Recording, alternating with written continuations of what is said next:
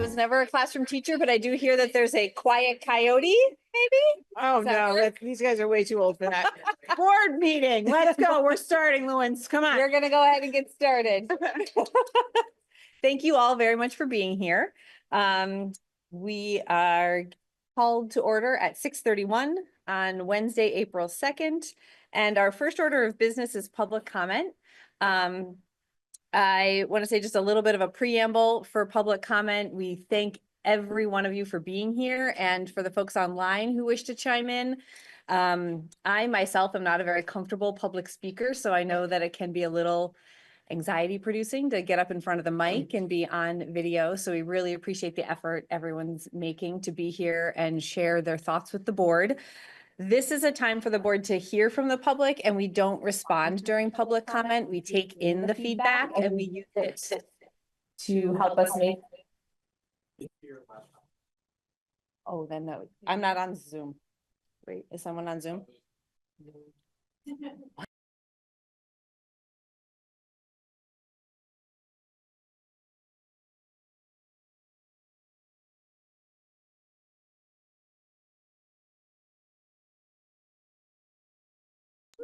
And if we have a significant number of people on the speakers list, I'm going to ask folks to keep it to 2 minutes because we have a very full agenda tonight and we want to be able to hear from as many folks as possible. And that is the reason that we would limit the amount of time each person has. And we're once again very grateful for you all to be here. So with that, why don't we hear from folks, or just like a raise of hands, who would like to speak during public comment? So we've got 3 in the room, and you can change your mind later. That's no problem. Do we have folks online? Any folks online want to? I think you just use the raise hand function there, right? Mm-hmm. So far, no. Okay.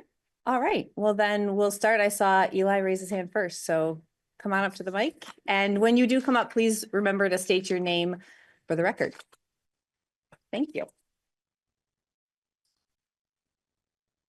Hi, my name is Eli Rosenberg. I have children here. I live here. I pay taxes here. I teach here. I love here, and I voted for you, and I support you completely. I appreciate your time. I love this district. I love what I've done, and I love what I currently do here, as you hear later. I believe in our mission, and I have given my time, paid and unpaid, to advance our schools for decades. Friday, other teachers and I will be selling cookies at Bingo Night, fundraiser for the 8th grade trip. This coming Saturday, other teachers and I will be at Vermont History Day at St. Michael's College, supporting our students. To say nothing of last Sunday, when other teachers and I woke up before 5 a.m. to get to a conference on the new art and science of teaching. This is my profession and my passion, and I am not alone. This is an exceptional school district, strong community support for our schools, top ratings in the state for student test scores, support for national board and other indicators of teacher excellence. When I came here from Hazen in 2002, it was a tidy raise. Now, as Joe and others have brought to your attention, that raise is gone. Instead, I can take a job in 3 other schools in Washington County alone and get a more than tidy raise. More than that if I go to Lamoille, Chittenden, or Addison, where I grew up. This is important because I can see in the distance the point at which my retirement income will be set. There are other veteran teachers who see this and are talking about or have already left this district. I am alarmed and I'm upset about that, where I find myself. To do the things we want to do, we need these veteran teachers. We tell ourselves that our culture is strong, our community is supportive, but honestly, this is an incredibly complex and demanding job, and it cannot be done well if great teachers pass us by. Put another way, we cannot get the best teachers with the worst salary scale.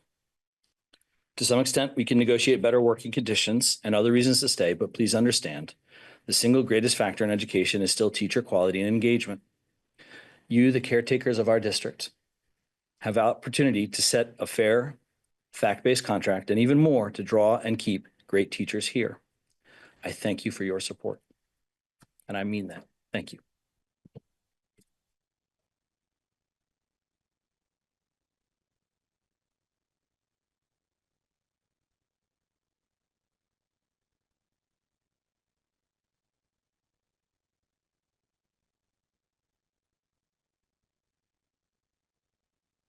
Hi, my name is Shannon McIntyre. I have been a Montpelier resident for about 12 years. I have 3 children, the eldest of whom is a second grader at UES.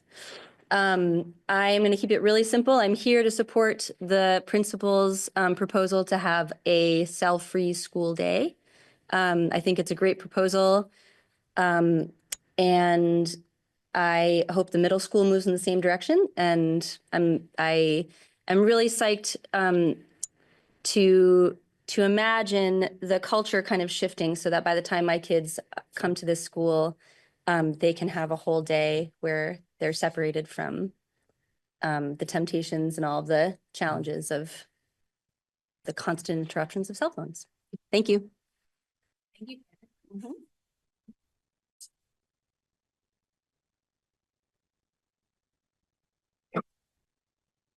Hello, my name is Liza Earl Centers and I live here in Montpelier. I have 2 stepsons who are recent graduates and a daughter who's in the middle school. And just again, want to thank Jason and the team of teachers and students and parents who helped create the plan that he's going to present to you for a personal device-free school day. I know my husband and I had pretty strict limits on our boys' cell phone use, but they would be like, I need to take my phone to school for after school. And I think their time at school actually created more cell phone use because it wasn't as strict as we were at home. So I think it's great that parents who are trying to not create that constant go-to throughout the day will know that at school it's echoing that plan too. I just emailed you all a link to Harwood Union's family newsletter that went out on Friday. I spent Thursday afternoon interviewing teachers there of how the phone-free policy is going for them this year, and they were all thrilled to state that every academic measure that they looked at first semester this year to first semester last year has risen for student academic performance. They wanted to say it's not the only thing they changed this school year, so it's not the one variable, but they're feeling really excited that the phone-free policy is working for increasing academic focus. And everyone there was so thrilled at how much more student connection there is. Students in the hallway are loud. Some teachers said they just go out in the hallway twice a day to just hear the students talking with each other. One teacher said she was going to retire last year, and when she heard their school was going phone free, she decided not to. And it's been the best year she's had teaching there because of that policy. They were so tired of phones interrupting the school day. One thing they said, students were really not present in class. They had a real challenge of students wanting to meet up with other students during class time. Or students would arrive to class but hadn't used the bathroom because they had used that time to check their social media. So students just physically present in the classroom more. And the other thing I emailed you is a link to just a few days ago, the National Association of School Resource Officers. So the staff people in charge of school security in schools around the country, not so much here in Vermont, but they endorsed a policy strict like this one where students don't have their phones on them because of how much distraction it causes during school emergencies, that you want students paying attention to the adults and also to control rumors spreading. When our stepson was in the fake school shooter share 2 years ago, he said that the scariest part was students were texting that 2 students had been shot and there wasn't even a shooter in the building. So that was sort of what caused more trauma than the lockdown. Libby's updates by email were really clear and fact-based, and we just were so appreciative of those as the form of communication. And if students hadn't had their cell phones to text, I think a lot of the scare would have been avoided. So thank you so much. Thank you, Jason, and to the teachers. Thanks for being here. I hope, like Shannon, that the policy can become K through 12.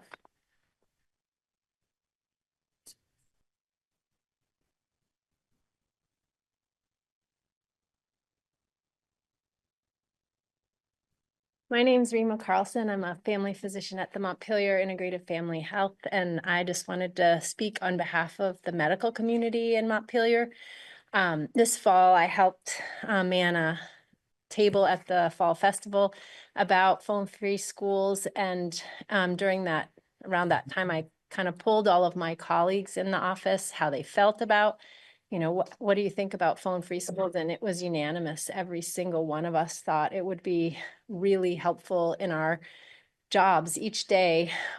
I've been in Montpelier for 15 years and I see age 0 to whenever. And in the past 15 years, I've seen an incredible increase in mental health issues in adolescents and young children, to the point that I'm not trained to manage their problems. And we don't have the resources in this community really to take care of complex mental health issues in young children and adolescents.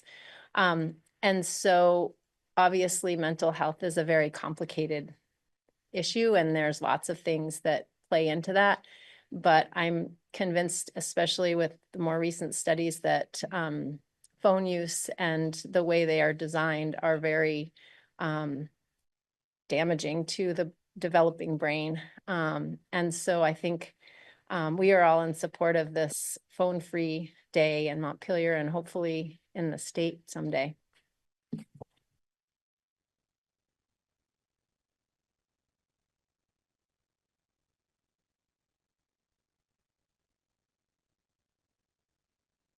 I'm Nancy Chickering.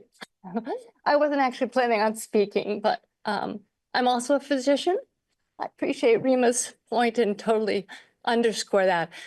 But I'm speaking as the mother of a child who took his life. 10 years ago, he went to Montpelier High and he went out to Westminster College. And he was just of the age where cell phones dominated those last few years in high school. And I just think I got to see the difference. He was a bullied kid here. I was in the principal's office many a time trying to help with decreasing bullying. And I just want to say that cell phones and bullying are a really bad combination. So I would love to see cell phone free school. And thanks, Jason, for bringing that.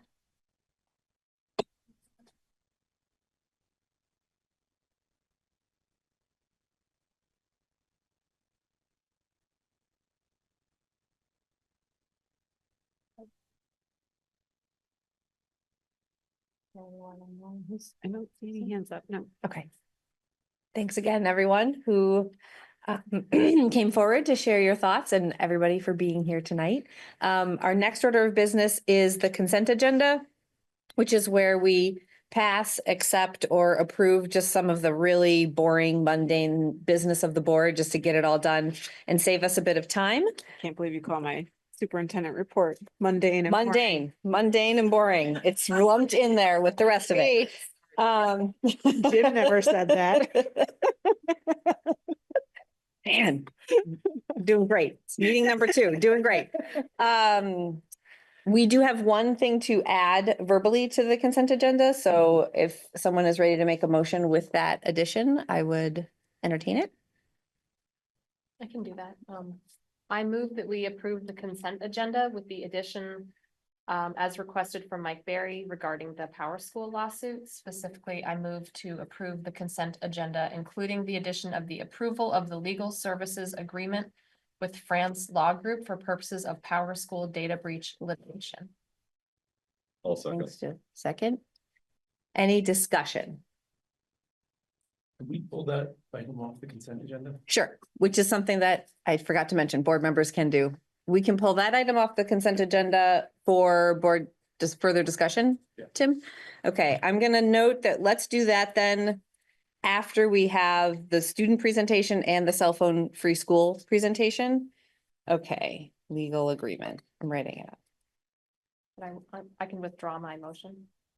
Sure, yeah, sure. That's probably the cleanest way to do it.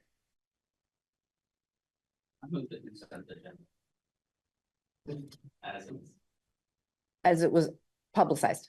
Okay, second. Any discussion? All right, all those in favor? Any opposed? Okay. Great. Then we're going to turn it over to Eli Rosenberg and our students from MSMS.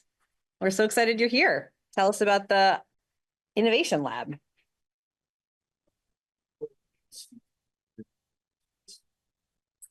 Yes, if you don't speak into that mic, then the folks at home can't hear you. And we will share this screen on Zoom, Great. which will also come. Yep. Okay. Students.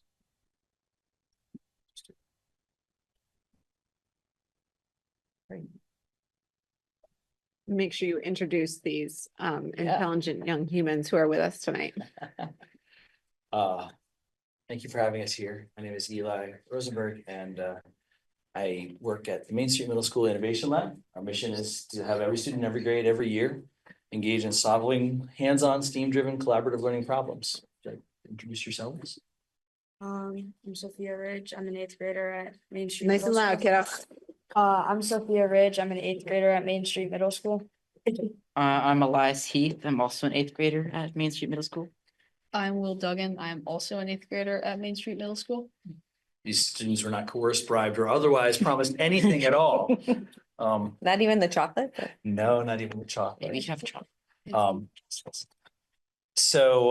talk a little bit about background, but really the story is yours to tell. This is sort of like Harper's Index, iLab Index. This gives you a little bit of a weird snapshot of what we do. Over the last 2.5 years, we've found about $50,000 worth of grant funded money from many of the organizations, which you see along the bottom, to fill what was a 115-year-old room with more than just cafeteria tables and chairs. We'll show you inside. These guys will give you a tour, but it's a pretty amazing place. 8th graders, like the ones we have here, have a system which they'll describe to make things like laser cut pint glasses. For example, today we gave out 14 of them to our instructional assistants because this is the Instructional Assistant Appreciation Week. The glasses were purchased with a grant from the Vermont NEA to build our morale as proposed by us. We make cardboard. Yeah, and would you like to introduce yourself? Sure, I'm Case Finney, and I'm part of Mr. Rosenberg's Innovation Lab curriculum. Yay. Best part. We make cardboard props, swords, shields, crowns, and other things for a gigantic game, which we call Ruler, which is like rock, paper, scissors, but capture the flag size. And it's an excellent way to measure things and make things and also run around. It's perfect for middle school. We have in the 5th grade, 26 Edison robots. Every kid learns robots in every class, every delightful 5th grader based on really demand. When I said we have a robotics team and we're limited to 10 kids and 47 5th grade parents said my kid would like that, it was really clear it needed to be part of the curriculum. We have MRPS staff cross-trained in skills and knowledge through our district's Southern New Hampshire University credit-bearing class program, and also Generator Makerspace has, through me and other instructors, trained people. The 9 folks across our district have participated in that. And 5 students, not these 5, another 5 last spring presented at Dynamic Landscapes on our mission to folks from across the state. So that's the outlines of the elephant. If you sort of think of it like that, there's a lot of different parts to it, but it's really founded on 3 pillars. Social mission. We make things that make a difference. What we make really has a client. We're a client-facing organization. We think about who we're making things for, even 5th graders. We use design thinking and we use crafting and making tools and skills. Those little orange things on the bottom, those are the Edison robots, by the way. Super friendly, really good for 5th graders. If you go through iLab in 5th, 6th, 7th, and 8th grade, you're likely to, in one or another way, it's sort of a salad bar, go to different types of high school or other secondary opportunities, some of which like clubs and electives, like the mask stage crew or high school robotics team are not large, others of which are really large. And we know that a very large majority of our students engage in one or another type of CBL or flexible pathway, many of which are inspired by the things that we do and make in one way or another, to say nothing of shop, engineering and science, math, computer programming, and the arts program. And students are introduced to this concept. There are many different ways in which you can go from this experience to leverage what you do and be passionate about it. So here's a walk through the room. If you wanna, Can I go up to the board? well, Should we, or- we'll stay here and talk, but Yeah. you can refer to the arrows and That's describe what we see. That's okay. Okay, so all the way on the left is our project wall. There, like, teachers and other people can like request projects. Where in our class, we will have time to do those projects. Yeah. Give an example, maybe. Oh yeah, an example. So yeah, so we a fifth grade classroom had like their team mascot was like the classy pugs. So we made like mugs with vinyl stickers on them that had like pug faces on them and said classy pugs. you had like a little bow tie. Yeah, they had little bow ties and stuff. It was pretty cool. Okay, so then we have the table in the picture. It is like super nice and it has like multiple layers of like wood.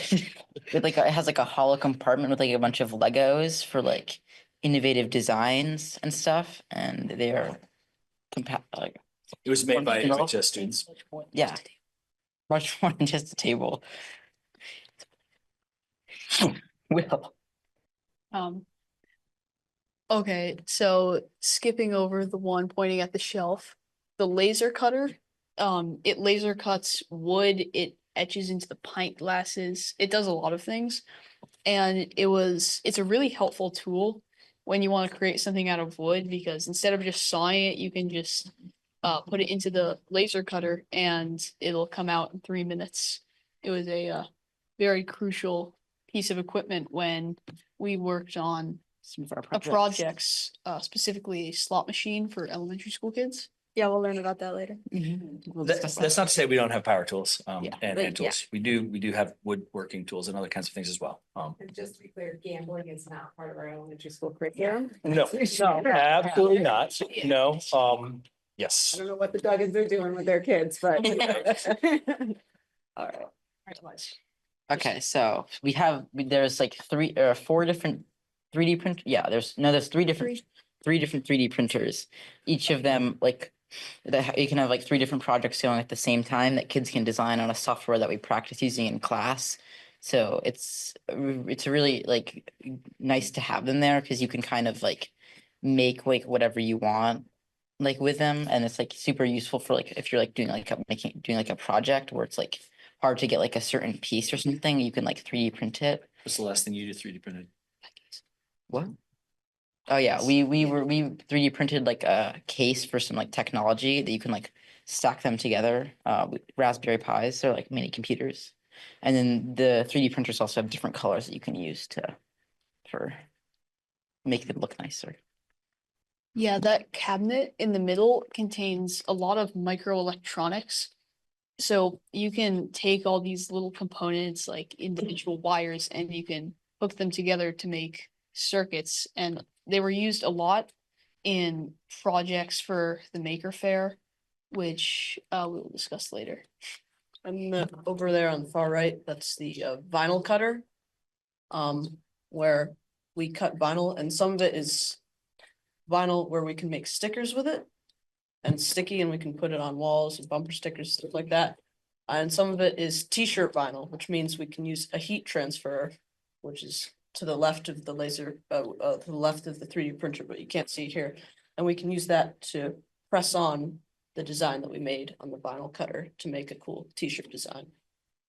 When we engage in a set of tools like the vinyl cutter, we'll start with a simple project, for me that demonstrates competency. For example, first, since we have these wonderful brick walls, you have to make a brick sticker and it fits. You have to measure the brick. There's some very basic specifications, including your name, some icon that reflects some characteristic of yourself, and then the sticker goes on the wall and stays up forever.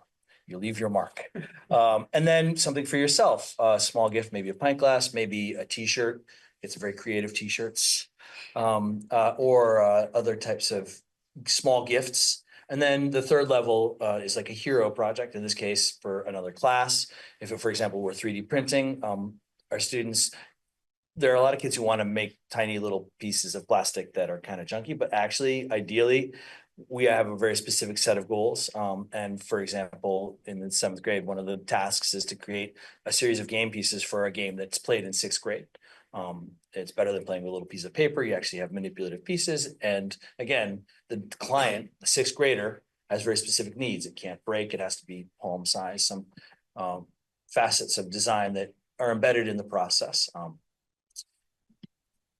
In fifth grade, we'll walk through the years. I'll talk about fifth and sixth grade, and then we'll move up to seventh and eighth grade. In fifth grade, students come in and there are a range of different projects. What you see here is a series of skills embedded in one overarching theme. Some of you probably know what hex bugs are, these tiny little vibrating toys. On the left, you see a toothbrush with a tiny little motor, a pager motor and a battery. When wired together and properly trimmed, it moves and vibrates around. On the right, you see students who have first created a blueprint, measured it out, scaled it up, and then used cardboard for a draft and created then a house, a habitat for hex bugs. These hex bugs are their clients. What would a hex bug like? Imagine what their behaviors are. Imagine their size, their needs. And it's both engaging and very concrete. It's very easy to understand. It also is very forgiving. The work that we put in front of students in fifth grade is inherently flawed. None of these things work well. It's really by design. They fail a lot. They fail early. They fail on early in order to succeed faster. And this cycle, this mentality of trying, failing, learning, and repeating, sometimes walking away for a little while and seeking support and figuring out how that works for yourself is really not only invaluable, but it's something that from fifth grade all the way through eighth grade, we not only preach, but practice. In sixth grade, there are a range of different things that we do. Here's one example of a project. It's integrated into the science curriculum. This is an orrery. It's a device that allows students who are learning about seasons, lunar phases, and eclipses to actually physically show those rather than drawings. It's really, there's a famous video out there in educational lore about Harvard graduates unable to explain why seasons exist. And so we teach that, but more specifically, we have students build machines that model that effectively and allow them to show that, demonstrate that physically in embodied learning. And as pairs of students put these things together, they discuss, but then also get again to, because it's cardboard, fail. And it doesn't work perfectly the first time and you have to repeat until you get it right. And if you fail a couple of times, you really know it well. In seventh and eighth grade, we have a couple of things. This is the Maker Faire. I'm going to try and play this video for a little bit just to give you a sense of it. And then I'm going to turn it over to you guys to explain sort of how it works. Yeah, we're not going to play the video. That would just kill it. The video is great. It's very sweet. The backstory is that we collaborated with a number of different organizations to put the Maker Faire together.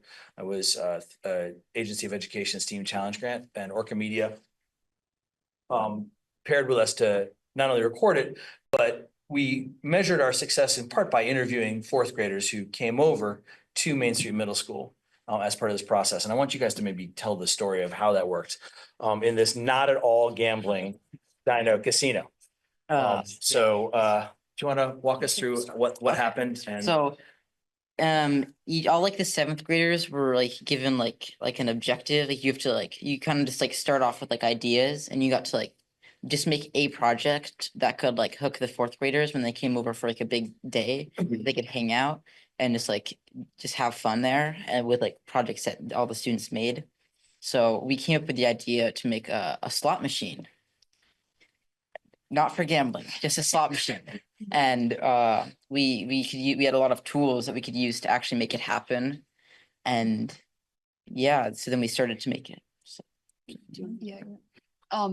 Once we figured out what we were going to be making, we started with a proof of concept, and we made a working, like, just small part of it that had the wheels spinning when they pressed the button, and it was just made out of cardboard and held together by a lot of tape. what was the button attached to? Help us understand.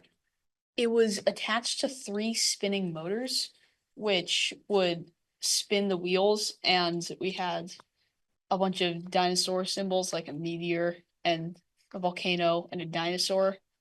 And we created a little key, so if you spun like 3 of the same thing, you would get a prize and you would win. Yeah. So yeah, then we made for like our like final one, we started to laser cut pieces of wood so that it wasn't just a piece of cardboard taped together. So that's how we got our final product there. And then we also made sure that the wheels were actually running randomly, because before it was kind of just, it would spin for a certain amount of time and it was not very random. So yeah, that's what we did for like our second draft, basically. Yeah. We should mention that there's a microcontroller inside it hooked up to a touch sensor and motors, and they came up with an algorithm that would generate both a random result and also a certain amount of, I mean, what did you put in the code? So basically it would spin each wheel, it would spin like one after another. So the first wheel would spin for like, I don't know, it was like 2 to 3 seconds, but even that amount of like variation would make it quite random. Yeah, and then at the end, after we had like our wood together and we had like the circuitry ready, we spray painted the box and like we put some art on it to help embellish the theme of dinosaurs. And then we made a bunch of little dinosaur coins. Like we like took like a whole sheet of wood and then we made a bunch of little coins that we would give out to the 5th graders or the 4th graders for them to put into the machine and then press the button and then win more coins. Yeah, and I would like to mention this was the most popular exhibit at the Maker Faire by far. And we seem to hook the 4th graders. Yes. It's essentially we chose 4th graders. 4th graders would be happy if it were literally an empty box and they got to hug you. Not everyone, but like they're really just happy to be there and to find older people who are willing to talk with them and identify with them. They're really easy clients to get to know, and it's May, so they're delightful. And honestly, the fact that they can come and interact with something that's kind of exciting. And we had other things that made it sort of blingy, like necklaces and things that they got to help them stay organized, was both fun for them. But I mean, let me ask you, what did you take away from this process? Like, I put 4th graders in front of you. How'd it go? It went well. We had a line of people just waiting and we'd give them the coins to put in. One person, Not gambling.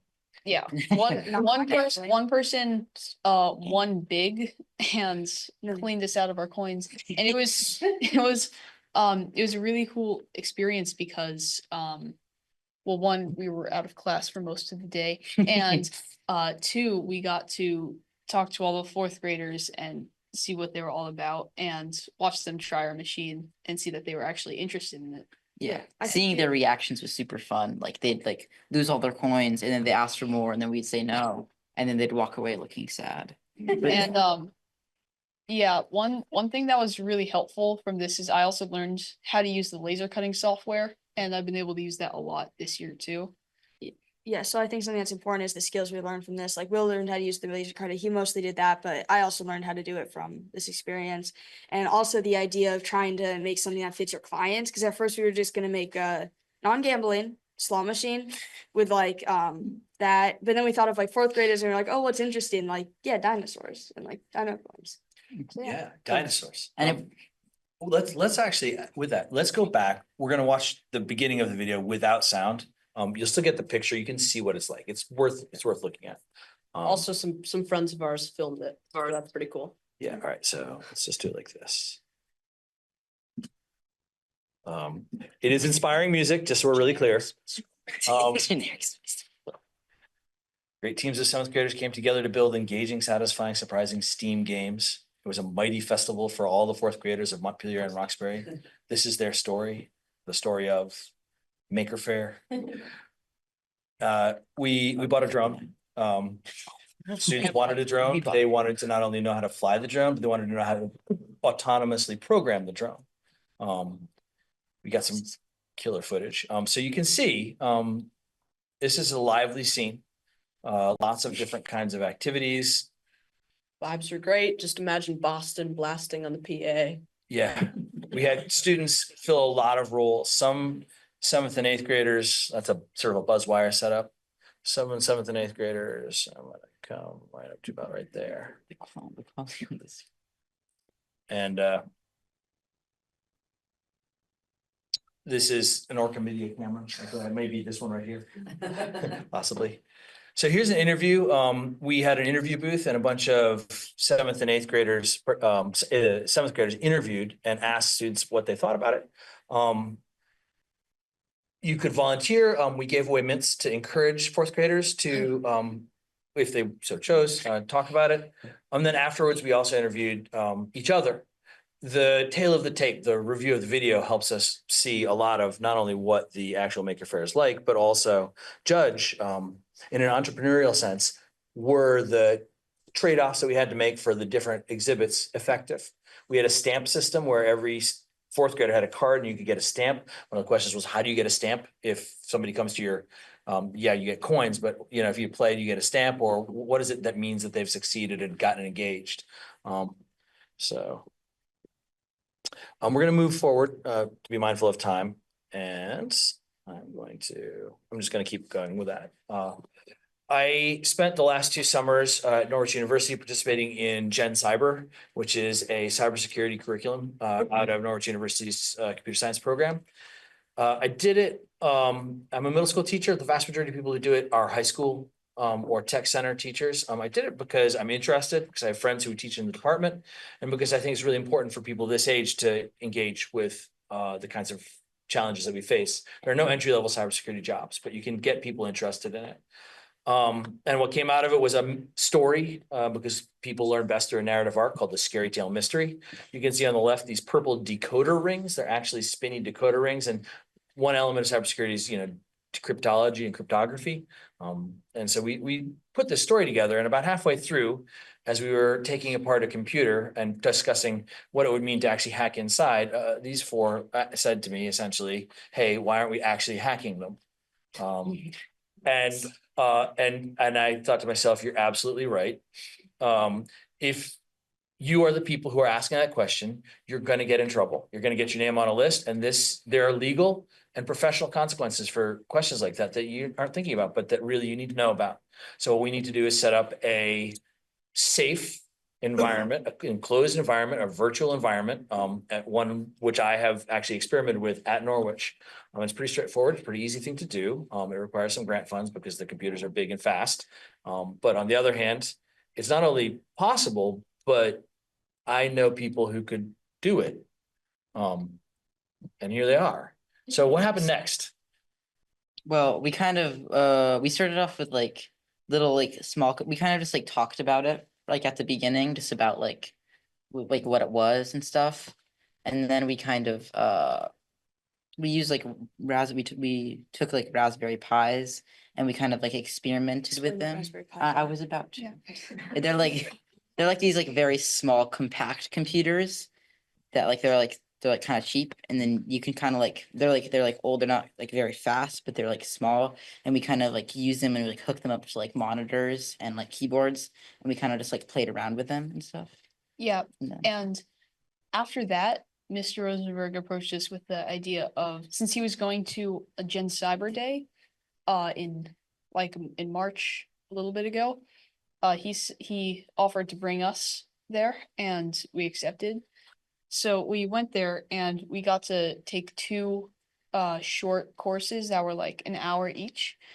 And it was really interesting because the first one we did was about open source intelligence and just gaining information from public, like gaining private information from public information. And the second one was where we actually put fake malware onto a computer, which was very fun. A virtual computer. Virtual computer. Safe, legal. Safe, legal, yeah. Safe, legal. Yeah. But yeah, it was both really fun. We got to choose out of a multitude of different courses. Mr. Rosenberg's was one of them, but we had already done it in class. Yeah. That's a picture of us inside, sorry. Go ahead. That's a picture of us inside of the Norwich server room. Just mad and like buzzes and words and big fans all over, and like, Yeah, but tons of computers and beeping lights. Mr. Rosenberg it's managed like- to talk us in there. Which, just so we're clear, is Through the back actually door. exactly what we want these people to understand is really dangerous. If you can use social engineering to access, in this case, $1 million worth, or $1 million worth of technology and multi-million dollars worth of data, many millions of dollars worth of data, there's a lesson there. And some of the lesson is, you know, please be on the good side, wear white hats, not black hats. But then another part of the lesson is, for me, this is an illustrative tale of how we work. Like, I get some feedback from some people who are willing to push in a direction, whether it's fifth graders who want to do robotics or eighth graders who want to do hacking. And if there's a really clear path forward and a set of training and skills that really fits, we should do it. And it's built the capacity and the capability of the space remarkably.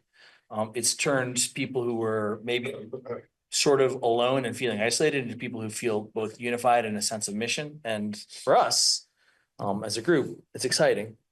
I'm going to pivot and ask if you have questions of the students primarily, but I'd be glad to answer any as well. This is unique. There are no other places like this in middle schools that I know of. There are places that do parts of this.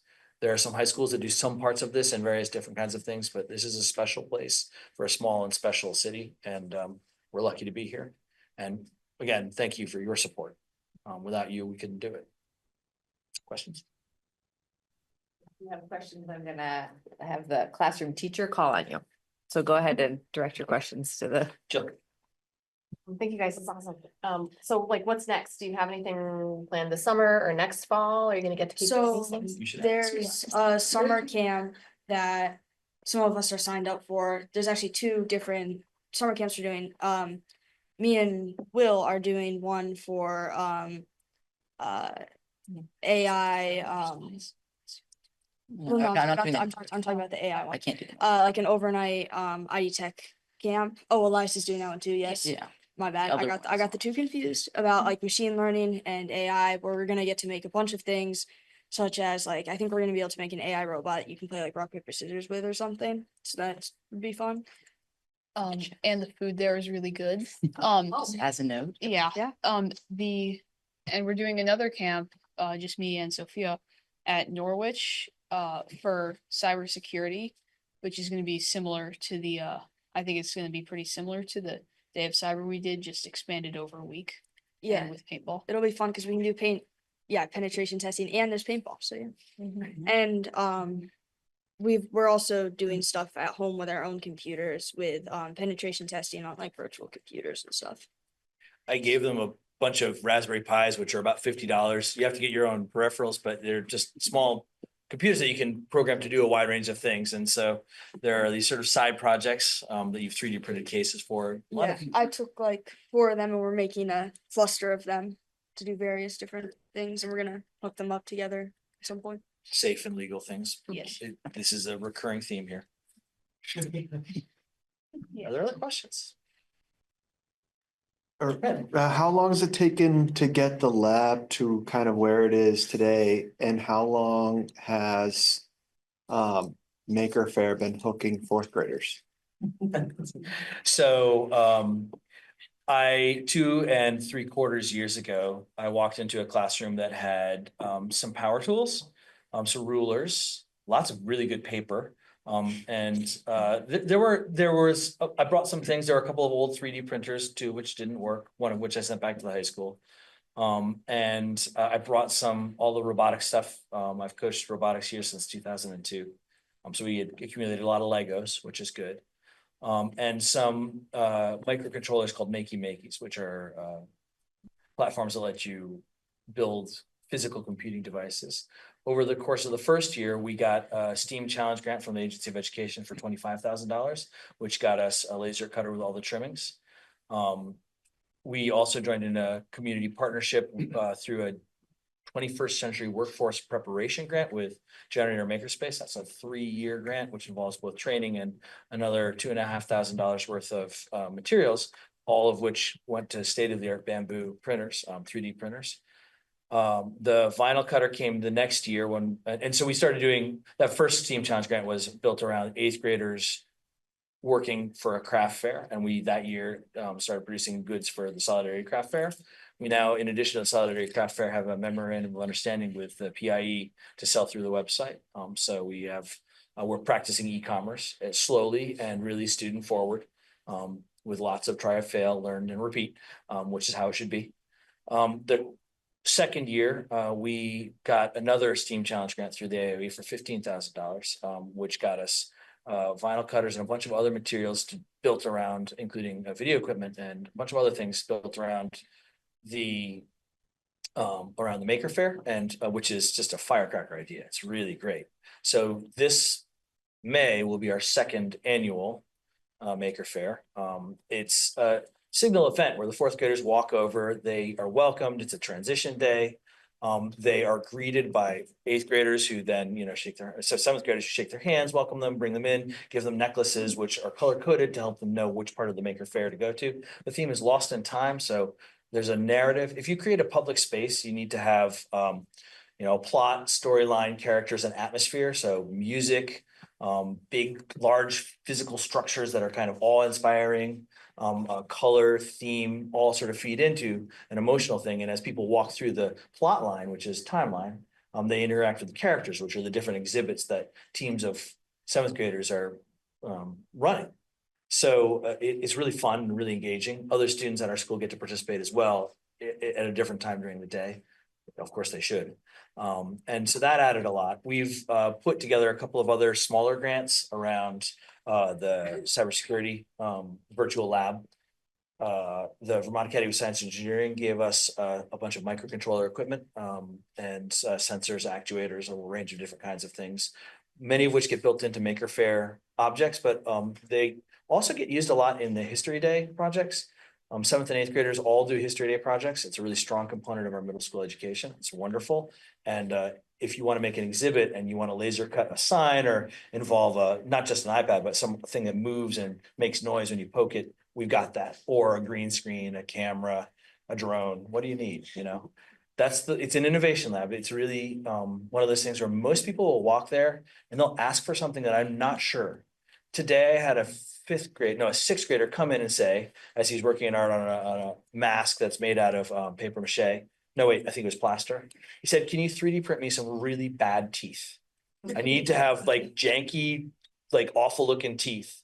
And 7 minutes later, we used a couple of pen tools. This is something that they've learned as a seventh grader, but why not teach it to the sixth grader? Because as a seventh grader, the sixth grader will become one of those people that in the classroom is leading others. I can't be everywhere all the time. This is not a stand and deliver curriculum. This is a coaching based evolutionary curriculum. So over 7 minutes, we make a quick design and show them how to put it into the second level software on which slices it and then sends it over to the cutters, to the printers. So that was a very quick moment in time, but it produced terrible teeth, but I know that it'll pay forward. And so as I think about how we've built and upscaled our capacity, there isn't an end to it because the world is a changing place. Some of these things like those little orange Edison computer robots are new. Those bamboo printers are new. There's nothing like them. And if you looked for something like it 3 years ago, you wouldn't have had multi-filament printing unless you wanted to spend a lot of money. So it's an exciting time to have this job. It's an excellent place. There's lots of grant funding for this kind of a place. And it leverages across our entire school, every classroom in every one way or another, whether it's, a class mascot or a History Day project or, right. We could go on. It's exciting. I hope my enthusiasm is a little infectious. I want to be mindful of our time. You guys are here for a lot. So I was just gonna say one last yeah, thing jump in. about the cybersecurity curriculum. Like, this stuff is gonna be like a huge part of our world in 20 years. And it's good that like generations like us, even if you're not going careers like in cybersecurity, like I know these guys are probably interested in doing that, but I'm not really. But I think it's really helped me know what's coming and how to be like prepared for it and have a good vocabulary around it. So I think that's a really great thing that we did with Mr. Rosen. Amen. Right on. Reach. Are there other questions at all? Things that we can tell you about it? You kind of answered my question before I asked it. I was gonna ask you all how you feel like what you're learning in Innovation Lab is going to be impact you going forward as you grow and learn and move into a career. But you went ahead and read my mind. So if any of the students wanna answer that question, it'd be great. Any other students? Quick thing about that. I know Case said he's not as interested in going into a job like that, but I know I am, and I think these two maybe are. But yeah, so I think these are really important skills that I can use through the rest of my life. And I want to thank Mr. Rosenberg for giving me all these opportunities. Not paid. Of course, you turn around and meet Mr. McLean right behind him. Yes. Yes.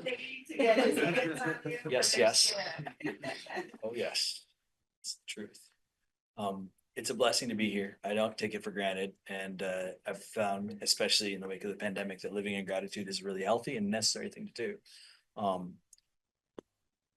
It's inspiring to like see people who want to do stuff and then be pushed by them. We all kind of seek that in one way or another. I don't know what else will happen next. I know that in the next 3 to 5 years, the deck chairs are going to move. The deck may even tilt. It's going to be exciting. And I really recognize how hard a job you have and how hard your decisions are. I lived through many of them in my own ways, multiple ways. This is one of the ways that I keep sane and I hold on to the things that are really important by being both creative and effective in ways that continue to make a difference. And transparently, I tell these people, but really fifth graders can hear it just as clearly, that there is hope, that we can actually make a difference, and that by making things, we make ourselves. We become clearer about what we are, who we are, what we value. And whether it's a History Day project or whatever it is, that's something that as a younger teacher and an earlier person, I wasn't sure about. And I was at the point I was out of the pandemic and I was thinking about science teaching. I was ready to stop. And I owe a tremendous debt to you, Libby, for talking me into this in various ways. And then letting me see and then act on the potential that was there. So it means a lot to me to be here and for all of you. You bet. Can I add this on a really boring note? Yeah, Because I just want to confirm an assumption I have, which is that every student at MSMS takes Innovation Lab at some point, right? Yeah. It's Sure. not just like the ones who are super interested in. No, our mission is for every Everyone's gotta student touch in on it. Our mission is for every student in every grade, every year to spend time either in the lab in a class or in the lab in a project, or for me to be in their classroom. And thus far, we have never not done that. Who knows what will happen, but I'm not only wholeheartedly committed to that, but in addition to that, there are additional like pull-out classes, other opportunities that people find to get even farther in for the people who want to go next level. It's not just, yeah, you have to do it. And some kids come to the salad bar, they're like, I only want the cucumbers. I don't know that anybody, because it's a salad bar, literally puts everything on the plate, right? But on the other hand, there are opportunities to go farther and deeper. When we needed to run the Maker Faire, we had a group of kids who ran it. Like, I didn't do it. I said, here's what student leadership looks like. If our social mission is small gifts and big parties, this is the big party. Accept responsibility for how it's going to go. I'm here. We have lots of other people who will help you. But ultimately, I can't do this alone. And without you, it's nothing. Which makes the celebration day itself much, much, much more powerful. So. Great. Thank you. Thank you. Thanks for being here.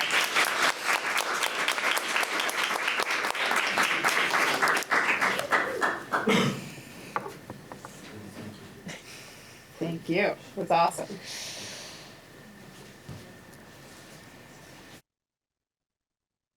Okay, our next item on the agenda is our discussion, kicked off by a presentation, I think, of cell phone free schools. Which I think we're inviting Jason to the hot seat. Thanks for being here, Principal Gingold. Yeah. Yeah. Yay, cell phone. I think this is yet another celebration. Yes. I agree. Libby, are you gonna I'll show be- some slides? I can be Vanna. Thank you. You? You only shared it with me as a PDF, so it's gonna look a little different, but that's okay.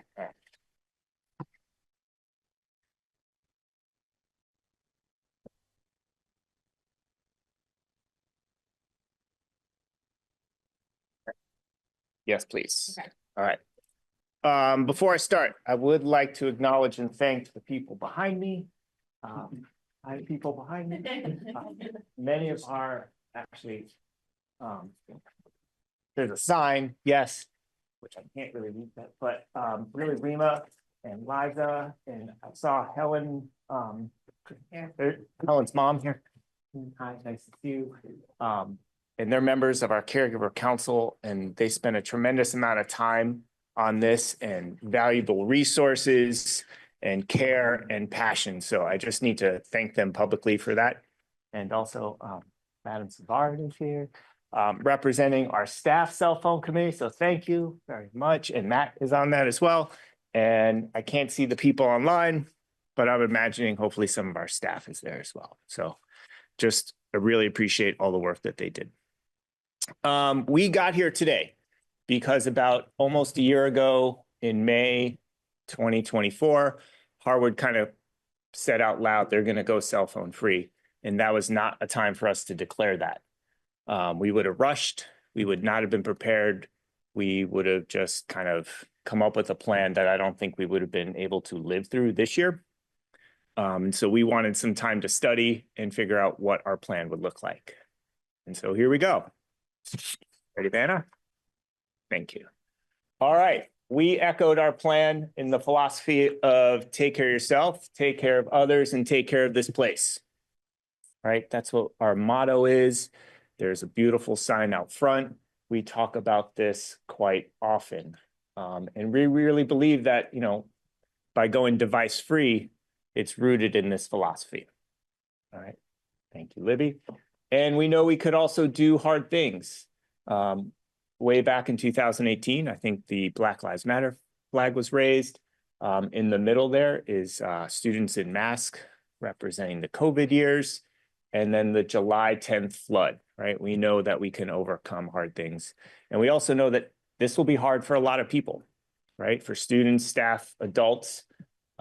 It's not going to be easy, and that we're here together to do this together and come out on the end together. So we had a process. In September, we started with the Caregiver Council. We did a student survey, we did a caregiver survey, and a staff survey. And from that, it really gave us a lot of good questions. There were tons of questions by staff, students, and caregivers, and a lot of answers that helped us build our plan.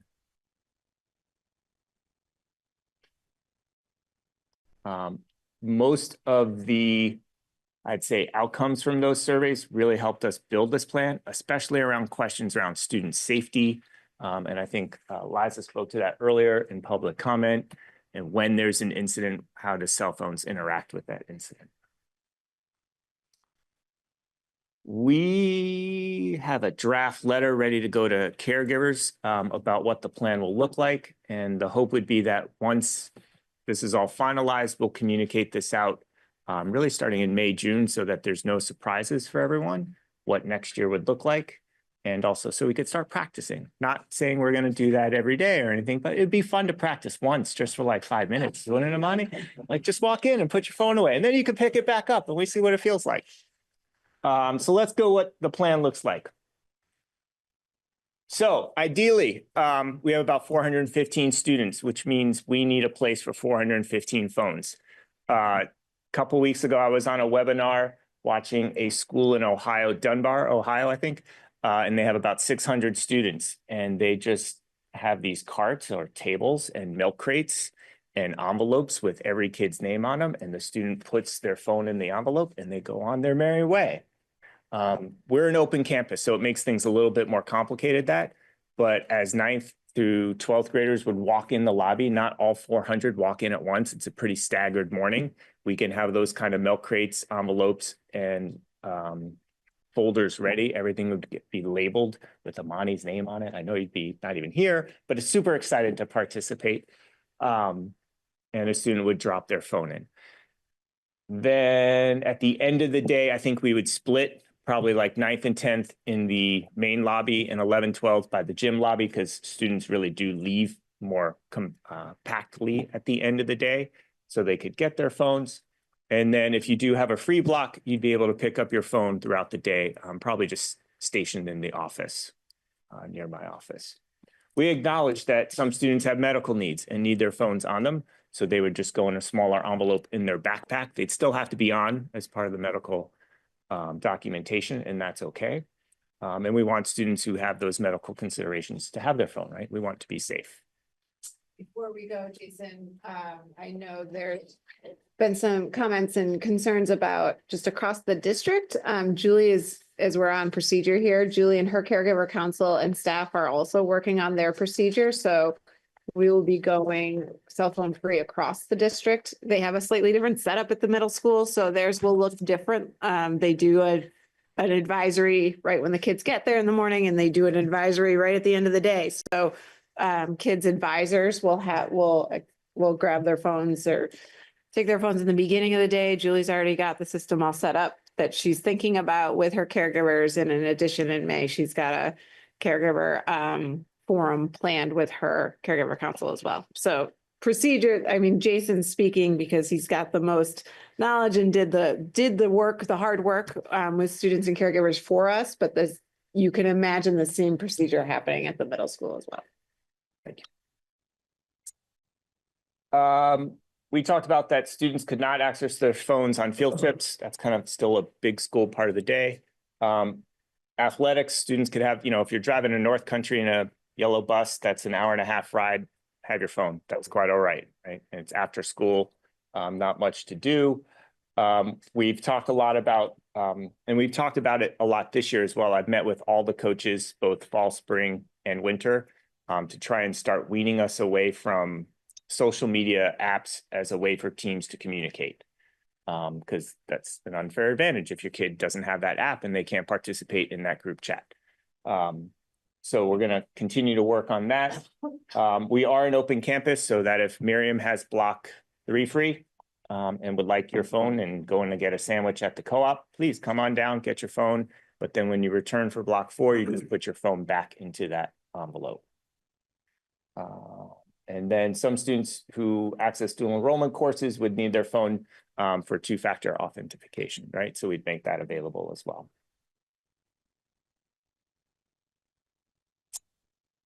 The fun part, what happens when a student's found with a device? Goes to the office for the rest of the day. Communication home, right? So we're documenting. And if you have a flex schedule, you would not get it back for the rest of the day. And then at the end of the day, you pick it up. And if you're going to be dishonest and put a Walkman or a calculator or some other kind of device or just an empty case into the envelope, you're going to go to jump, what is that? The second offense. And second's pretty similar, except that the phone stays with the administration rather than just in the envelope. We're going to ask a caregiver to come down and pick up your phone for your student at the end of the day. And additional 3 days, the phone is kept with administration versus just in the envelope, more communication home. And then we continue. And third offense follows the same thing, except it's 5 days with the administration. And then at that time, we're also just going to request a meeting with the caregiver and parent and figure out how can we make a better plan and see really what's the root cause of this struggle. We're trying to take this off our staff's plate. We really don't want teachers to have to own this. So as students are coming in the building, right, they're going to put their phones away at the end of the day. And if a staff member notices students with the phone, just report it to us and we'll come deal with it. That's basically what we're going to ask them to do. What's next? We had a presentation to the faculty. They offered some feedback and we updated our draft. We sent it out to caregivers and answered their questions. Tonight is the school board meeting. And then next Monday, we'll open an open forum. So you would like to come and ask more questions or more comments. And then from there, we'll decide what our next steps are. If we need another community forum or we're just going to continue to move forward. Yeah, and we're optimistic, right? See what happens. What could go wrong? So it'll be fun. Questions? Yeah, why don't we offer questions to Jason and then the board can discuss anything at the board level as well. We got Amani and then Miriam. Questions for the principal. Hi. I have a question about smartwatches in general and then personal laptops. As I'm not going to be here, I'm more talking about other people who I've talked to. Like if I were going to be here, my watch, it's an Apple Watch, but for me a lot of it's the fitness aspects of it, like tracking steps and that throughout the day. Are you okay with devices that are fitness trackers that don't connect to a phone, or is that? Yeah, so no texting. Can Correct. you text with a non-device? The thing is, if this is too far away, it Mhm. can't unless it has its own phone number. Then yes, Okay. my answer would be yes. And then computers, the only reason I don't use my school Mhm. computer is because it's too slow and it doesn't work well for me. Mhm. I did not spend a lot of money on this because I wanted to. Yeah, at this point, we don't have any intention of saying you can't use your school computer. You can't use your own, you can use your own personal device, sorry, right? And, you know, I think there's limitations on that in a way that if you, the student, can't manage your own computer, right, then you might have to use a school device. What's the intention of having for like the second and third offenses of having the student give the phone to the administration? Like, how is that like Any genuine question, different? how is that different from just Yeah, putting it in the? I mean, I think for second semester, 10th, 11th, 12th, if they have privileges and can leave the building, there's a little bit of a difference, Okay. right? Yeah. Because you're not going to get it back till the end of the day. I think there's a little bit more of conversation happening at that point too. Why is this so hard? What are we struggling for? What's going on here? Not a lot. Okay. Not a lot. You know, and I think this is a living, breathing document. I think how we start, what data we collect, what we notice, what we feel, what we see in September will probably look different than November. And as we move forward throughout the year, I think things will shift and change. And we'll just keep morphing a little bit. Jake, I'm just going to go around, if that's okay. Did you, talking to Hardwick or sorry, Harwood or other research, were there things that you felt like other districts were doing that we could do better, or like trouble spots to watch out for? Sure. So Harwood, our members of our cell phone committee went and visited Harwood, and I think Peoples, I feel like Peoples as well, looking for somebody to acknowledge. And each of those schools are doing it a little differently. Harwood's using the Yonder pouches. I think they spent around $25,000 of ESSER funds to do that. People's is just basically saying, we don't want to see it in the building. If we see it in the building, we're going to take it. Very similar offenses to what we have. And that's that, right? I think what we talked about was we didn't want to spend $25,000, first of all. I think I did a little bit of math that milk crates and files would be about $2,000 because the carts might be the most expensive piece. And what else do we talked about that the People's one might be a little bit more management than we want to do, and a little bit more chasing throughout the day. This student has that, this student has that kind of thing. Trying to get away from the leaving the class for a long period of time to be in the bathroom or the hallway. So that one wasn't good for us. The Harwood Yonder wasn't, I think that was the non-stop right there. In talking to Tim Payne, who's a principal in, I think, Bennington, Brattleboro, down south, they started this as well. And what he would say is in the beginning of the year, he'd have 30 phones in his office around students who really couldn't comply. And then a few weeks later, got down to like 5, 10, and you'd be stuck with like the same 4, right? And then around one of the November breaks or December breaks, you come back, you got to start over a little bit, right? And it might not be 30, but it might be 15, and then back down to your 4, right? And so it's that consistency, getting to the rhythm, starting over and right after, before and after each break.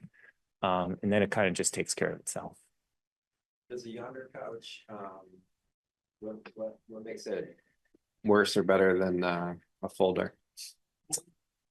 Do you say money? Yes. But, I mean, what's the functionality of I mean, it's a magnetic lock. And so I think there's some piece I'd imagine for the student that they get to keep their phone in their pouch, in their bag for the day. Right. And so I think there's a piece of comfort in that versus in an envelope, let's say in the office. And somebody else has the power to unlock it? Yes, there's unlocking stations in the building, and you could also just buy one on Amazon. Okay. Or Eli could probably make you one, I would imagine. Or actually, yeah, that's good.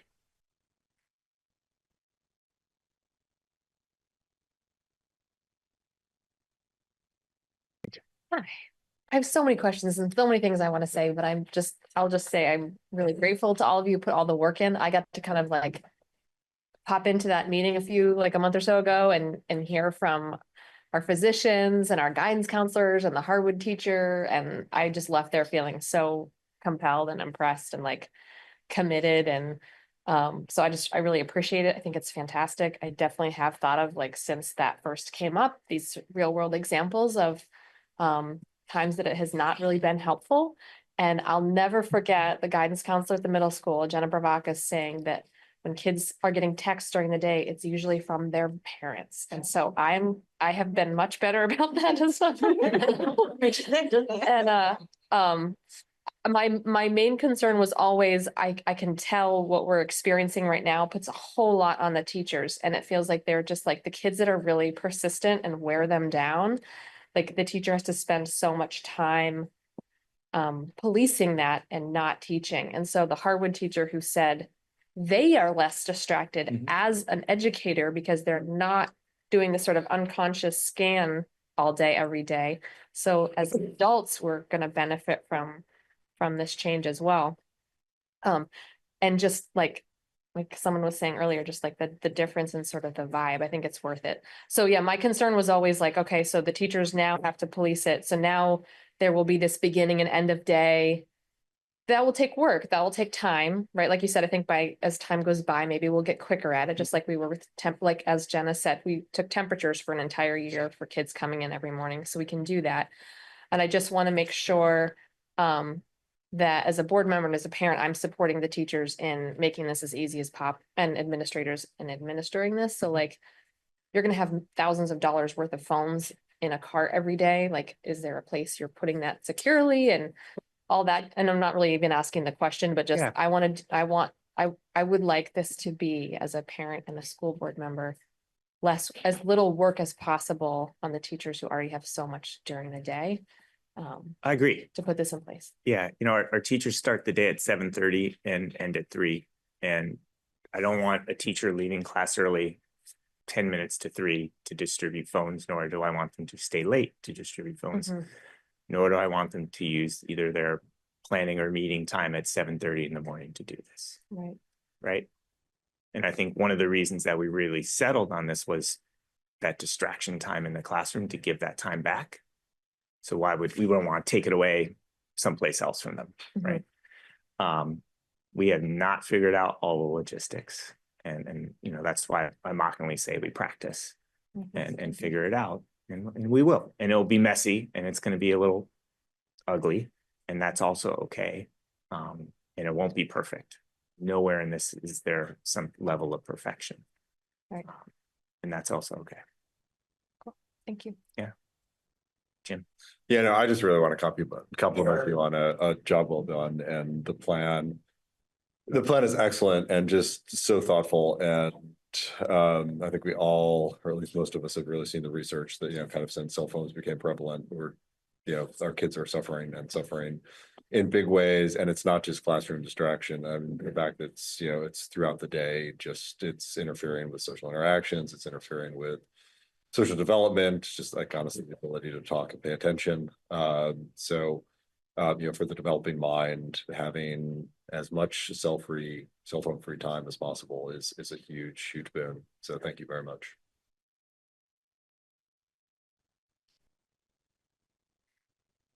Have you experienced a lot of pushback from students? When we sent out the draft, we got 26 emails back, and maybe half of that was from students with some really good questions. I don't anticipate it being the most popular decision we've ever going to make, but really thoughtful questions. Some that have just been super helpful. I'm sure there'll be pushback, and that's also okay. Yeah, it just seems natural. And then the forum is there an emphasis on just sort of providing information or problem solving? Probably both. I really don't want anyone to be surprised by this. Yeah, it's the way I'm thinking about it. And if we can use the rest of April, May, and June just to communicate, So, unless you're transferring to us in August from out of state or, even down the road, that would be new. But it shouldn't be new to anyone coming from 8th on up and what our process will be like. I think our first day is usually an orientation day. And we'll walk through with students what that would be like. So again, on the first day of classes, the next day, we're not taking a lot of time to do that. And we'll get faster at it. Well, thank you. Yeah.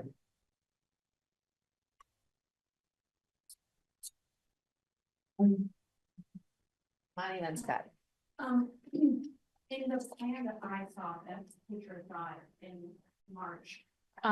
What is the rule about earbuds? Because that to me, like, as someone who likes to study with music, that's a no.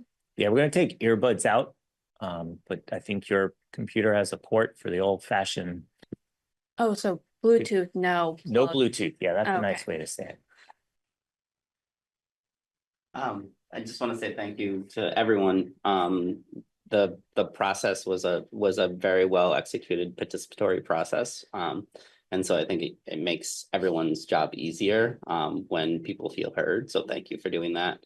I had sort of along the lines with what Jill was saying. It seems like the plan is really well crafted in a way that takes the burden off teachers, which I really appreciate. At the same time, it seems like it shifts a lot onto administrators. And yeah, I'm not asking for an answer, but just like, yeah, thinking about how that's going to impact the beginning and end of the school day for the folks who are actually doing the handoff. That seems like it's going to be tricky. And so, yeah, I wish you the best luck with that one. Yeah, I mean, I'm glad Matt McLean's here because we just scheduled, right? For next year.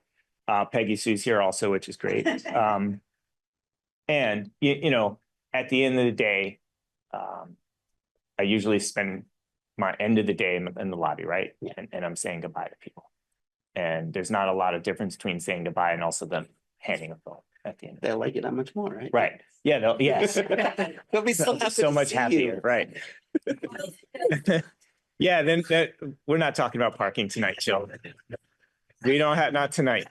Not tonight. I was in high school in 97. We didn't have cell phones and we made it. So, I'm not perfect, but we made it.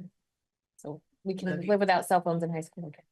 I just had a really quick question because you provided a little additional context before. So is it my understanding then that the district is developing procedures for device-free schools and that would not involve a board action or okay.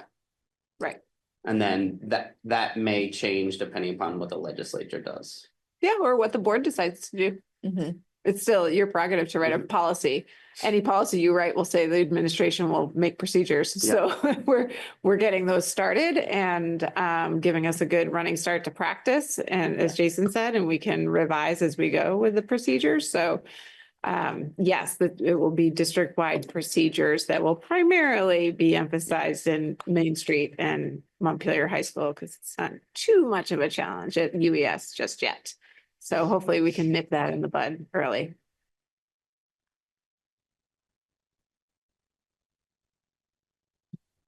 Thank you, Jason. I really appreciate all the work on this and for the community who's been working with it. I think it's just a great example of the community kind of coming up with something organically. So really appreciate it.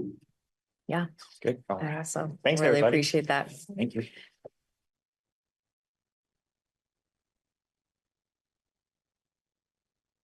And Scott, your question was a good segue. I would say if we were going to, tonight would be a very good night for us to delegate to the policy committee, the writing of that policy, if we wanted to. As Libby said, it's our prerogative as a board. If we think it would be useful or necessary, we can ask that of the policy committee. The policy committee could also just decide to do it if that, that we don't have to ask. But those are two options we have before us. I plan to raise it at the next policy meeting. Yeah. Okay. Great. Then moving right along to, oh, yeah. Well, we've been having this conversation. I'm in support of this policy because I've seen like the benefits of these policies in other schools. I think the data is very convincing and I'm a believer in being rational. But I've also noticed that a lot of times when we've been talking about this, there are a lot of jokes that are made about I think they're very well meaning, and a lot of times people are just trying to bring humor into this conversation, but when we say things like, I went to school in the 90s and, sorry, Jill, use an example, I know you can take it. Totally fair. I went to school in the 90s and I survived, or like comments like that. A lot of times when I'm talking to other students about this, there's sort of this like us versus them mentality that's developing. And I think that the way to encourage students to find the upsides in this policy is really to try and limit that as much as possible. I know that students are not in control of this policy, and we are the ones who, and us and the administration are the ones who are making it, and who are the administration are the ones who are going to be enforcing it, and they don't really have a choice. But, you know, their concerns about this policy are valid, and they're not going to like everything about it. We're not going to like everything about it, and that's valid. Just because like our priorities in school and what we value might be different than yours. You know, I think this policy is right, but it doesn't mean that that's not valid too. And so I just think as much as we can avoid kind of dismissing students' concerns about this, even though I truly believe that it is well-intentioned every time we talk about it, I think it's going to really help students to be able to see this not as like an attack on their autonomy and more as something that is trying to help them learn. Does that make sense? I'm not totally sure I said that right. Yeah. Yeah, okay. I would like to say two things. So the Columbine High School shooting happened in 97. And before that happened, that was not a thing really that was part of our lexicon. And one of the biggest concerns now, which didn't exist when I was in high school, which is very real, are people's concerns, not just students, but parents, that if their student doesn't have their phone on them in high school or middle school, that they can't reach them. That is very real, and you're absolutely right. And I did not mean to make light of that. It is a different world, and I'm the first to admit that that is one of my fears as a parent. And yet I'm comforted in a dark way by remembering sitting doing a presentation at work while the swatting happened here, and seeing on Facebook that 2 kids at Montpelier High School got shot. So it did not help in that situation. But you're absolutely right, and I do think that one of the biggest concerns we sort of breezed through tonight is parent and student concerns about not being able to reach them during the school day, and that's absolutely legitimate. The other thing I will say, since I'm on my high horse apparently, was if students had been taught or had learned or had decided to follow the instruction that has been in place for a long time here about putting your phone away in class, then we wouldn't have to now do this like district-wide piece, right? And I'm the first to say it, it's at work, my phone is very distracting, but students have been given an opportunity, and the school has tried to put phone trees and phone buckets and all these ways to sort of self-monitor this. And what it did is some teachers were labeled like they were the rule followers and they would have to be the bad guys, and then some would get worn down and give up. So it created this very like inequitable treatment of and like use of the phones in the school. And so that put the teachers and the students, frankly, in it's almost like, well, mom said I could do it, but dad said I couldn't. And some of it's like, the teacher said I couldn't, but this teacher said I couldn't. So I do think it's important to remember that we have to implement this policy because we as an entity overall were not able to self-regulate this use of a phone. So if there's, there's no blame, this is a societal wide problem, but like we have been trying something else for a few years and it didn't work, right? Like we weren't able to succeed doing that. So I think this is where we're at and we have to, but you're absolutely right that it is a different universe we are living in. And I don't mean to make light of it because I'm going to be the one twitching to text my kid during the day and not being able to text her. Thank you for listening. Oh, Jim had his hand up first. Oh, okay, so Jim is in the body. Yeah, I mean, One of the big benefits to me, obviously the distraction in class is huge, but the impacts to mental health and social development that we've seen with particularly teens since phones became kind of omnipresent is just it's overwhelming, it's staggering, and it's really like that's the most compelling part to me. And I think that's more than just putting your phone in a phone tree and coming in class. That is giving kids as much phone free time to really develop the social skills and the ability to navigate life without a phone.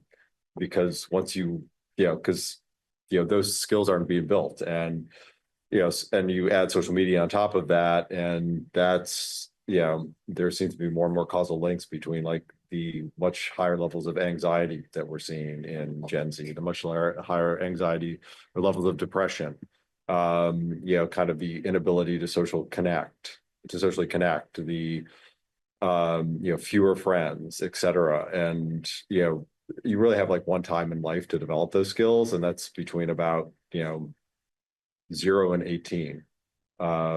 So I really like, the data is so compelling, and I think even like even if it worked, I still think that extra step of taking phones out of the lunchroom, taking phones out of the hallways, taking phones out of the downtime. So you're talking to each other, you're having to interact. I think that the benefits of this are hopefully going to be huge. Jill, I really liked your second point, because I feel like, when did the phone tree start? Was that 2 years ago? Last year? Yeah, I feel like I think that, if there was more consistency, like Jill said, like if every teacher had the same expectation, and it just like it got to a point where students just understood it and followed it, it wouldn't be like as big of a deal. But like even in my very few classes where like the expectation is you put your phone in the phone tree and like pretty much everyone does it, you still see those people like take their phone out when they go to the bathroom, which is like, you don't need your phone. And I really wish that the consistency was there, and I think it's not fair to the teachers, because it's not their job to be monitoring like people like doing it under the desk or like taking long hall breaks, but also like it's the students' responsibility to do their job, because now they're going to have a cell phone free day where they could just have their phone during lunch or during their hall time, and now they don't have that anymore, and they're like, well, they can't keep my phone, like what if my parent can't come and pick it up? They can't keep my phone. Like, yes, they can. And it's your job to like follow the teacher's instruction, because they're trying to teach you something way more important than where your phone should be. And I'll be in college, but I hope everyone else has fun with this next year. Yeah, I think I'm very sensitive about the whole paternalistic angle. That's a very good word. I'm a 45-year-old dude who managed to make it through many years without becoming addicted to anything, but I would say that I'm probably addicted to my phone. I don't have nearly as interesting things to look at as you guys do. Like, what am I looking at? Sports scores, but why am I always doing that? I think, that the students should know that we admire their courage in partnering on next year. Because it's a big deal. And I think it is going to be good. But I think it could be hard too for a lot of kids. So I hope that there are ways that we can get student buy-in and engagement on it. Yeah, quickly echo. I really appreciate Miriam, you raising the volume on the student voice in this conversation, because I know it was a part of the conversation, but it's an important component. And Jason, I would imagine that whatever you wind up landing at is going to be a living procedure and will change as you learn and as you hear. And if students have suggestions for ways to make it better for them, I'm that will be incorporated into future iterations. Can I just add a couple Jill, I appreciate it. You should, we would like to hear, like, everybody on the line to hear it as well. Thanks, Jason. Jill, I appreciate that you mentioned what year you graduated high school. And I graduated a few years before Jill. And the downside, going lower, and our high school had a smoking alley for students, which was not uncommon. And yet today, I think we would think that would be really foolish to allow students to do that on a school campus. Years of research shows like how damaging cigarettes is, right? I know you all know that. And now the research is just showing how much damage phones can do. And I have a phone, I've been using it all night, right? My mom got into a car accident, and so here I am trying to figure that out. And the phone is a good tool. And I don't think we're arguing against the value of a cell phone. What we're trying to do, though, is really help students figure out when is the value and when it's not. And I don't think we would put a cigarette in your hand. And I think if we did, you'd probably be really mad, right? So as research is showing up, I think we can really look at what is the best thing for you. And I think anything that we try at the high school, we would listen to student voice. We know it's going to be super hard, Jake, in the beginning. And what's that look like? And I think our next steps is really to think about how do we support students through this process rather than just kind of cold-hearted. So. No, I think one of the most encouraging parts of this is sort of the humility I heard in Jason's presentation. It like reminded me of Mr. Rosenberg, the whole try, fail, learn, repeat. So I actually think that's one of the reasons I'm most optimistic about this, hearing your willingness to hear all the voices and maybe pivot as needed. And so I really appreciate that approach that you've taken. You know, what came out really clear from the student surveys wasn't the fact that you wouldn't have your phone. It was the safety question. How am I going to talk to my parents when something happens? And while we can't predict when there's an incident, but we can predict how we work with you prior, in, and after that incident, right? And support whatever is happening, just like a few Mondays ago in that incident at the end of the day, how we manage through that, so.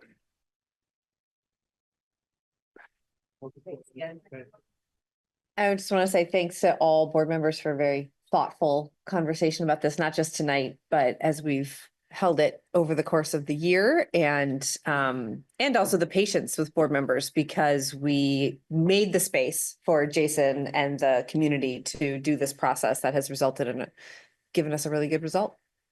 And we'll continue to work through that process. I can't wait to hear how it's going. We are going to shift gears to the new item on the agenda, which is the legal agreement for the mass action lawsuit. Tim, since you pulled it off the agenda, why don't you kick us off with discussion? And I don't want to belabor this or anything, but if there's nothing new, I think I'm going to oppose it, since it doesn't sound like we did a competitive bid for to retain counsel or evaluate other options before going with this one. I was nervous hearing that we hadn't yet identified what, if any, damages we'd suffered as a result of the action before going down this route. So I would prefer not to go down this course for those two reasons. Okay. Document that wasn't shared with student action. I think you shared it with I think everybody's got it. Yeah. And Libby emailed it the day after our last meeting. So that would have been March 20th, right? Was that our last meeting? Was the 19th? Yeah, it was attached to something Anna sent around. And then Anna also sent it in one of her second or third emails to the board in preparation for this meeting. So they definitely fell into the one day of board camp. Yeah. Did we have our lawyer look at it? Yes. Okay, and was there advice from the lawyer about it? Said, why not? That's what was his response, why Yeah. not? Yeah. He said it's not gonna hurt you and it could give you some money.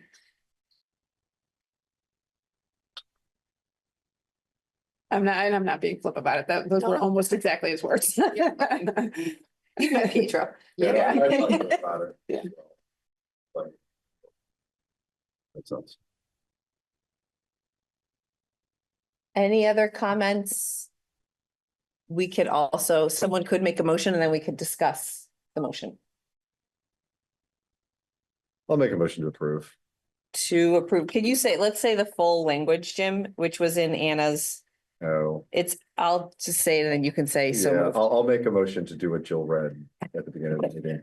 To approve the consent, to approve the legal services agreement with France Law Group for purposes of Power School data breach litigation. Exactly. So I'll Jim, second that. okay, any more discussion?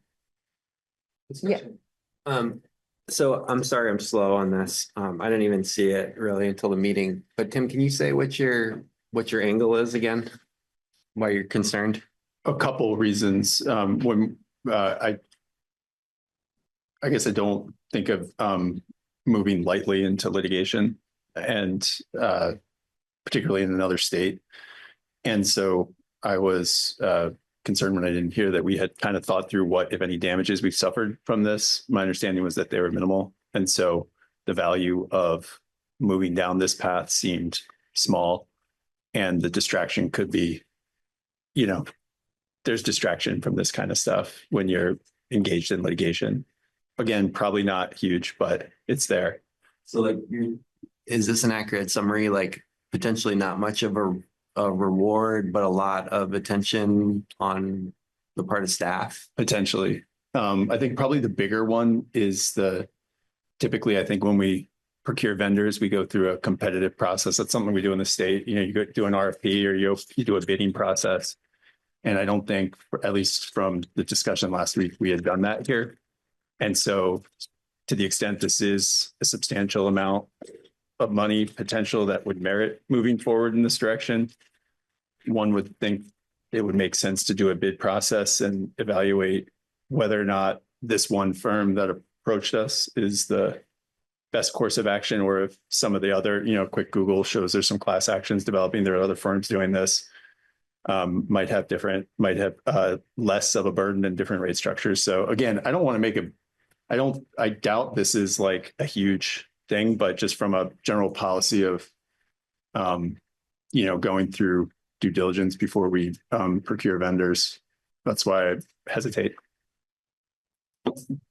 I'll just say to clarify a point on the staff.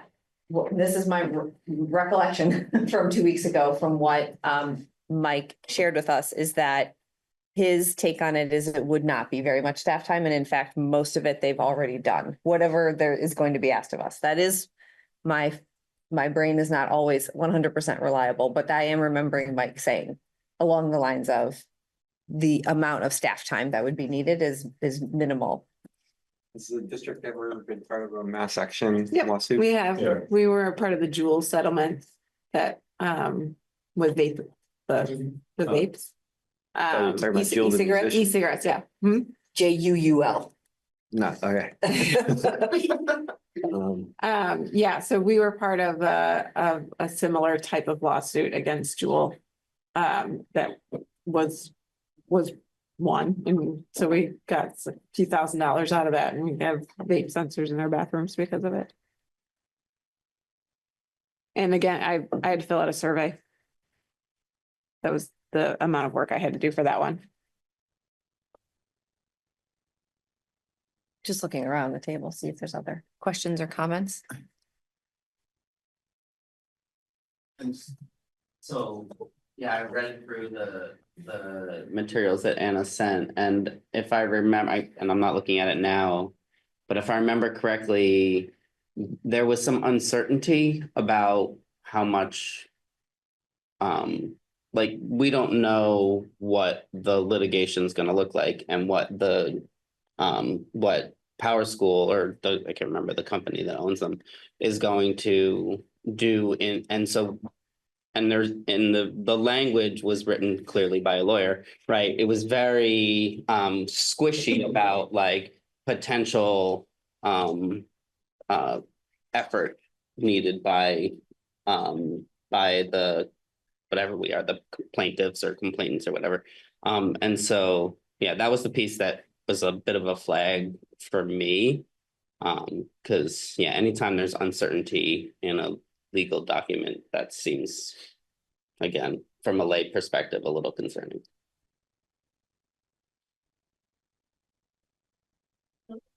Read from the document, is that like a? Sure. Illegal or something? Okay, cool. Not illegal. Although we cannot say with certainty as each case is different, it is our best estimate that a district representative may need to devote no more than 5 to 8 hours of time to assist with the lawsuit. This time will consist of helping to draft responses to written questions from defendants' attorneys and or the court, gather relevant documentation, and review a final version of responses to questionnaires for filing with the court. Unlike other litigation that your district may have previously been involved in, we do not anticipate that any district representative will be deposed or have to appear in court. I feel like that seems clear to me. Obviously I'm not in administration or a lawyer, but Yet. 5 to 8 hours answering a survey. Yeah, it And seems Jake, as Miriam was reading that, we're also currently part of a PCB litigation. We just haven't done anything with it, so I forget that we're part of it. like I know there's some vagueness there, but it's not that much. Any other questions? Or discussion? Okay, so there's a motion on the table. All those in favor? Aye. Any opposed? Any abstentions? And one abstention? Between I and A. A. Okay. Motion passes. All right, thank you, everyone. We'll be moving to policy monitoring next. We have policy monitoring reports for policy C28, transgender and gender nonconforming students, D22, selecting library materials, and D7, special education. Why don't we move those all as one, and then if somebody wants to pull one out, we can do that. I move that we approve the policy monitoring group. Second that. Okay. Any discussion? All those in favor? Aye. Any opposed? Okay, thank you, everyone. We are not moving to adjourn. However, I believe our next agenda item starts right at 8:30. So we have 13 minutes. a recess of 13 minutes, 17 minutes. Why don't we just take a break, but we do need to officially move into executive session for that. Not super comfortable moving into executive session and then recessing. So why don't we recess, be back here at 8:23, so 10 minutes from now, and we will move into executive session and then move ourselves into room 126. Don't give us time to move our chairs. Yeah, we can move chairs now. We can move chairs now. You can get water, you can use the bathroom, stretch your legs. But be back in this room to be able to officially move into executive session in 10 minutes. MRPS board, I'll entertain a motion to go into executive session. I move we go into executive session for the purposes of a hearing. Second now. Any discussion? All those in favor? Any opposed? Okay,